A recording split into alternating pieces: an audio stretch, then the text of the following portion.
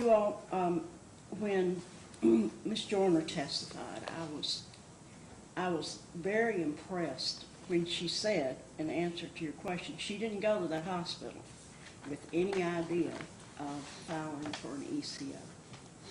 And the reason she didn't was because those old cases were too old. She went to the hospital with that in mind. She had spoken with Nakia Walker about some issues, but she was certainly not going to hold those things as issues until she talked with the social worker that we heard from as the first witness today, and when she talked with you, ma'am. Ms. Wilson is exactly correct. There's been no proof of psychological abuse or of actual abuse, actual injury to this child. But Ms. Wilson, I have to disagree with you, but most telling, I thought, was the testimony from Laura Pennington.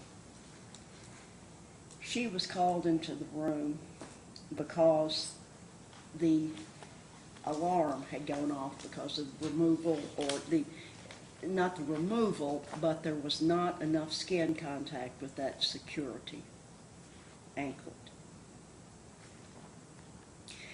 And when she explained to the mother, the mother already knew the purpose of that, and I have to agree with you, Ms. Benefield. I think that when she had this baby, she went to that hospital with the idea that the cabinet was going to come calling, and she wanted to have a way to leave the hospital with the baby before the cabinet could do anything about it.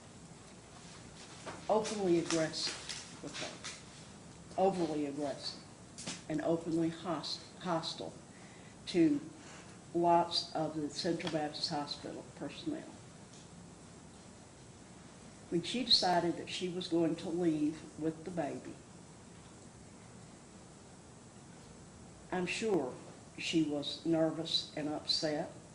I'm not sure that she would have been scared so much, because if she were scared, she would not have attempted to have left that floor with 10 people there in law enforcement and security. If she was prepared to leave the hospital based upon all the law enforcement there ready to stop her. That doesn't say that you're fearful.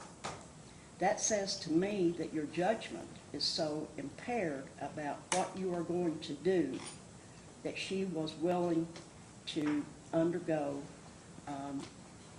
being physically stopped, as she was, and the baby taken from her.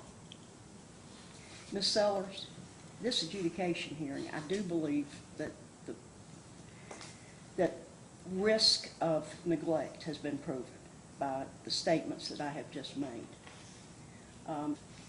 You will be given a case plan by Ms. Jordan. And if your maturity, you've had 11 years now to mature. Can I say something, You can please? show your maturity. No, you may not. And you have the ability to do that. And I want you to know that we intend to return this child. You need to listen to me.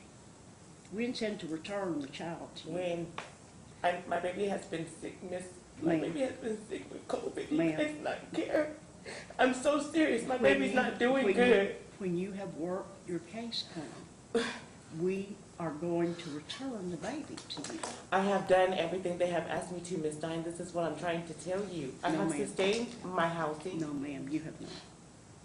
You have not. I have. Ask them what I have not done that they have asked me to do that I have not. Please. You haven't even accepted the case plan yet. What, Miss Stein, can I just explain something to you? No, I'm not going to argue with you, ma'am. I'm not arguing with No. you. This is me communicating to you. There's no argument in my voice. I'm not arguing. This is my child. My child is sick. My child needs to come home, Miss Stein. This is ridiculous. I have made my ruling. and have stated the findings of that. But the thing that concerns me the most was what I believe was the intention when she went in to deliver that baby, that she was going to leave regardless of what the captain had to say. But see, Ms. Stein, can I say something? Why are they involved in my life? I do not have no case file with nobody. I'm not involved with none of these people.